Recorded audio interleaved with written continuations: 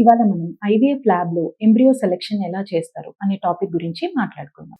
Hello అండి, నేను doctor Meenashri, fertility consultant, 49 fertility centre, Karimnagar.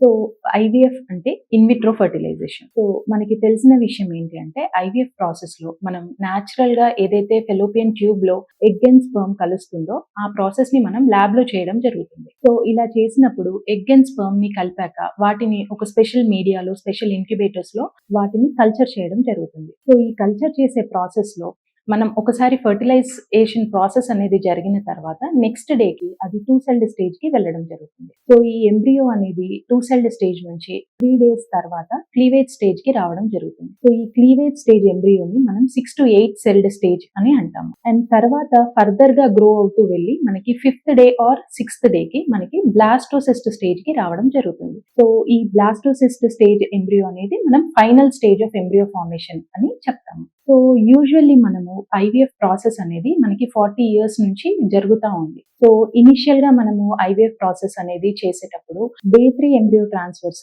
ఏదైతే మనం ఇందాక క్లీవేజ్ స్టేజ్ అని చెప్పుకున్నామో ఆ ఎంబ్రియో ట్రాన్స్ఫర్స్ అనేవి ఎక్కువగా చేయడం జరిగింది. బట్ మనకి ఇప్పుడు ఈ ఐవీఎఫ్ ప్రాసెస్ లో మనకి టెక్నాలజీ అనేది అడ్వాన్స్ అవ్వడం వల్ల మనం ఇప్పుడు ఈ స్పెషల్ కల్చర్ మీడియా యూజ్ చేసుకుని, ఆ ఇంక్యుబేటర్స్ యూజ్ చేసుకుని ఎంబ్రియోని మనం ఫర్దర్ గా ఫైనల్ స్టేజ్ ఆఫ్ మెచ్యురేషన్ ఏదైతే డే 5, day 6 స్టేజ్ బ్లాస్టోసిస్ట్ అంటామో అక్కడి వరకు కూడా మనం పెంచడం అనేది సాధ్యమవుతూ ఉంది.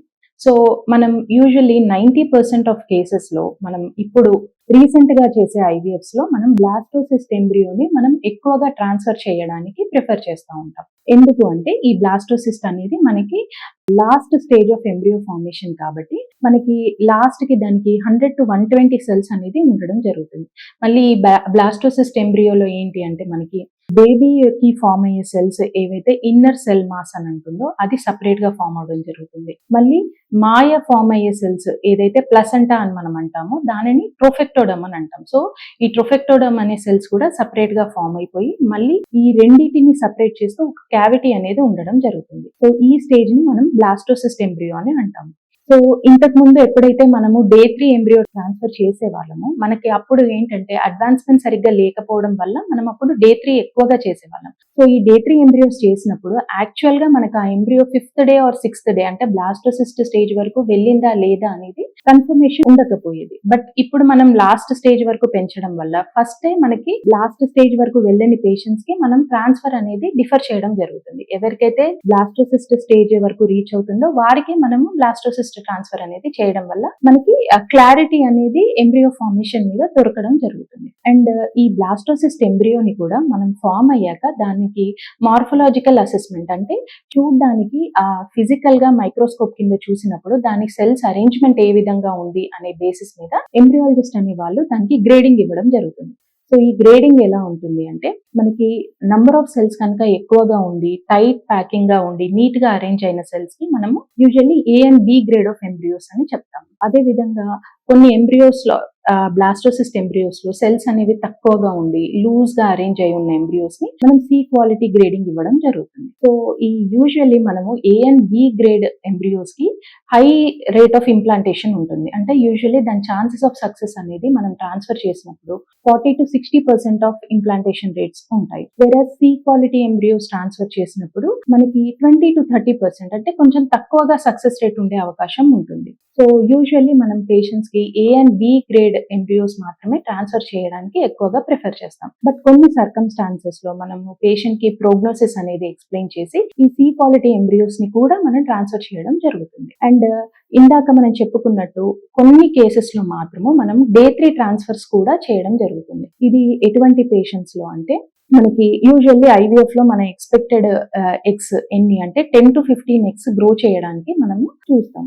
బట్ కొంతమంది పేషెంట్స్ లో ఎగ్ రిజర్వ్ తక్కువగా ఉండడం వల్ల, లేదు అంటే వాళ్ళ రెస్పాన్స్ అనేది ఇంజెక్షన్స్ ఇచ్చినప్పుడు రెస్పాన్స్ పూర్ గా ఉన్నప్పుడు కూడా నంబర్ ఆఫ్ ఎగ్స్ రిట్రీవ్డ్ అనేది చాలా తక్కువగా ఉండొచ్చు. సో 10-15 ఎగ్స్ కంటే తక్కువగా అంటే లెస్ దాన్ 10 ఎగ్స్ రావడం, లేదా లెస్ దాన్ 5 ఎగ్స్ వచ్చిన పేషెంట్స్ లో, ఇటువంటి పేషెంట్స్ కి మనం ఎప్పుడైతే ఆ ఎంబ్రియో మనకి డే 3 నుంచి డే 5 వరకు వెళ్లే ఛాన్సెస్ కనుక తక్కువగా ఉన్నాయి అని మనం సస్పెక్ట్ చేస్తాము, అటువంటి పేషెంట్స్, ఎస్పెషల్లీ ఈ patients age less than 35 years ఉన్నప్పుడు మనం ఇటువంటి పేషెంట్స్ కి అన్ని కండిషన్స్ ఎక్స్ప్లెయిన్ చేసి డే 3 ఎంబ్రియోస్ కూడా ట్రాన్స్ఫర్ చేయడం జరుగుతుంది.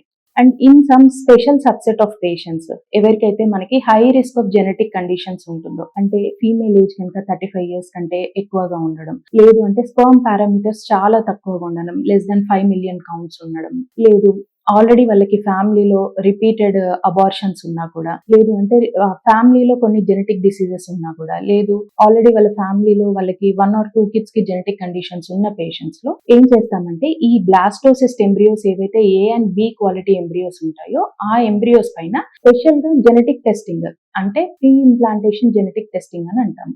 సో ఆ జెనెటిక్ టెస్టింగ్ చేసి అందులో మనం ఆ బ్లాస్టోసిస్ట్ ఎంబ్రియోలో కొన్ని సెల్స్ తీసి జెనెటిక్ టెస్టింగ్ కి పంపించి ఏవైతే నార్మల్ జెనెటిక్ మెటీరియల్ ఉన్న సెల్స్ అని మనకి ఎంబ్రియోస్ అని తెలిసిందో వాటిని యూప్లాయిడ్ ఎంబ్రియోస్ అని అంటాం. సో ఈ స్పెషల్ సబ్సెట్ ఆఫ్ పేషెంట్స్ లో మనం ఈ యూప్లాయిడ్ ఎంబ్రియోని కేర్ఫుల్ గా సెలెక్ట్ చేసి ఆ ఎంబ్రియోని మాత్రమే మనం ట్రాన్స్ఫర్ చేయడం జరుగుతుంది.